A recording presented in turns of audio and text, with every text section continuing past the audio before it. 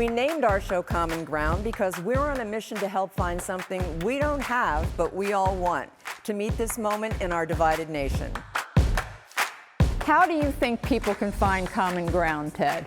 Well, I do think that your program is a very, very good example of that. I tell you one thing that's not going to solve it. Everyone who just sort of like picks one side and rigidly stands on one side. We should look at those as problems to be solved, not as you know, cataclysmic events that might happen. How do you do that? At some point, you have to make a subjective call on what you're going to let into the public square and what not. I'm sort of, first of all, blown away by how you know all this stuff. There's no prompter, there's no notes, how you it's remember. all in my head.